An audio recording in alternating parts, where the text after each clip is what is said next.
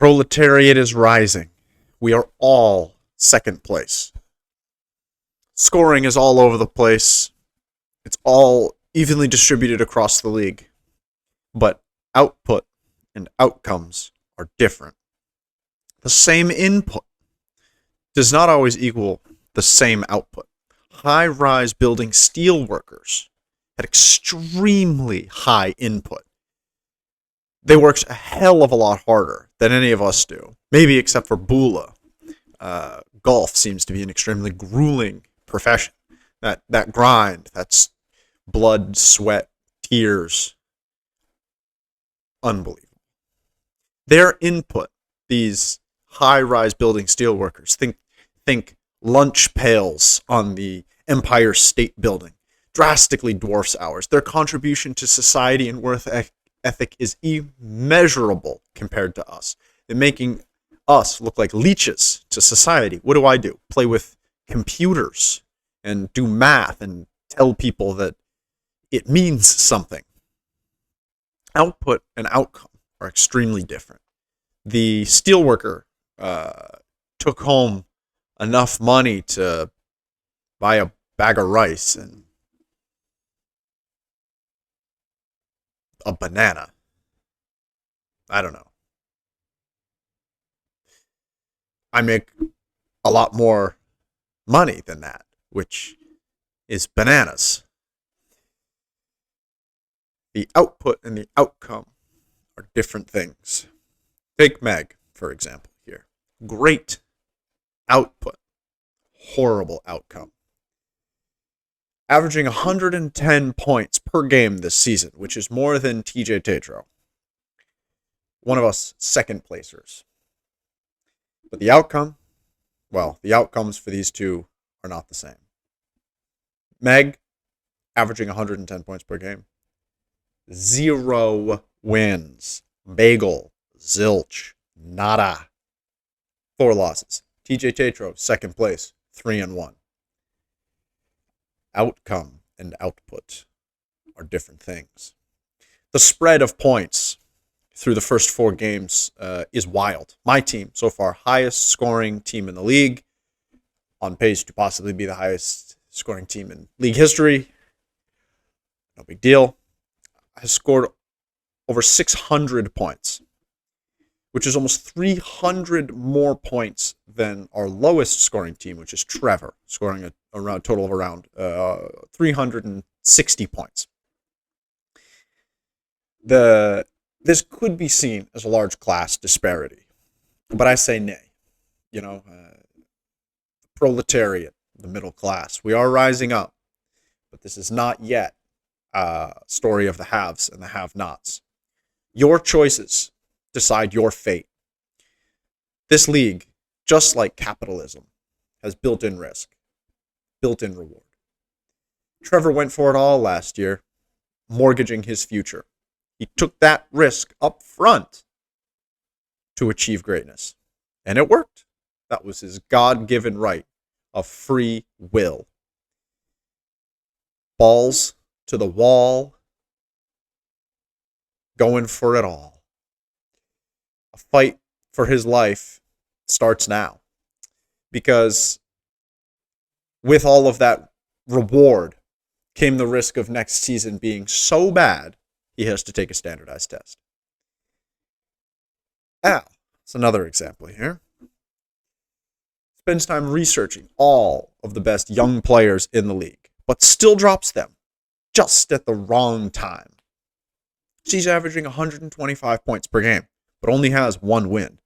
That is actually the same as Trevor, who is averaging less than 100 points per game.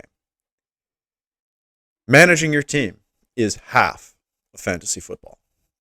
The will to power rules the world and fantasy football. Of course, that is, until AI takes over. Thank you for coming to my TED Talk. Boom, bust, bench. Who went boom? Who went bust? Who should have stayed on someone's bench? Let's start with boom. Trevor. Obviously. Let's go. We all understand that Trevor's team is objectively mid to trash. Mid to trash, right? Lamar Jackson, though, that man is good enough to give any team 1 to 2 individual wins in a season, and this was that 1 to 2. That was that one win. It may not ever happen again this season. So it takes a combination of getting lucky with your matchup as well as Lamar. And Lamar, 4 touchdowns in a close game.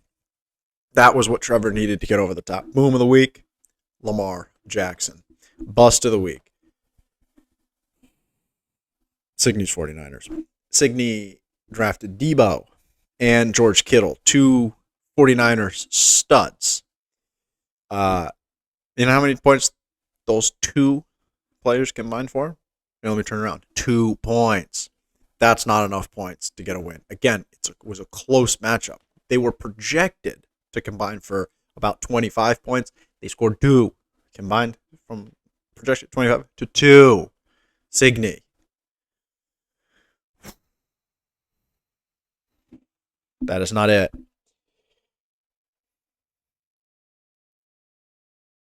To top that off, you lost to TJ Tatro, which, like Sean told us last week, if beating me is a double win, losing to TJ Tatro feels like a double loss. Bench.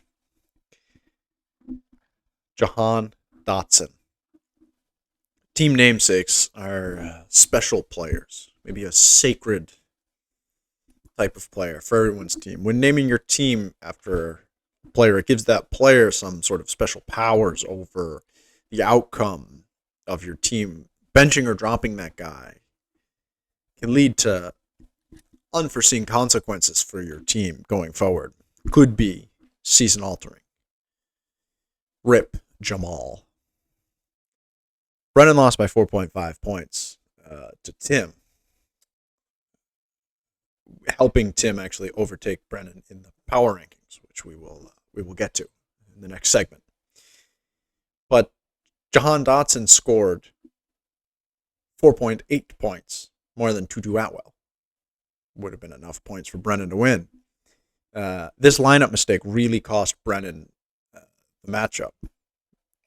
Cost him his run at an undefeated season. Handed him his first loss. Namesakes are tricky. So let's see how this plays out for Pitts My Ear. Power Rankings. Brought to you by our newest sponsor, Beth Israel Deaconess Medical Center. Human first, robots second. So it was very nice to have our friend Sean spending some time in Europe. It was good times for all except for Sean's fantasy team. Breaking this streak of European fantasy football success. This week we saw Alex and Signy both tumbling down the power rankings after losses. And on the flip side, we see myself and Bula, moving up. It's great to see. We have, of course, some no changes. Trevor, Sean, and Peter all stay exactly where they were. Top, bottom, and in the middle. I think at this point, power rankings aside, proletariat analogies aside, we've come to see who are the good and who are the bad teams within our league. There's 5 to 6 good teams, 5 to 6 bad teams. It's pretty even in those two realms. So we really need to start to see who's going to separate, who's going to differentiate, who's going to rise to the top, and who's going to fall down a well. Is someone going to come out as a truly dominant team this year? And do we have someone running away with the SATs? Time will tell. Read my fun descriptions. Goodbye.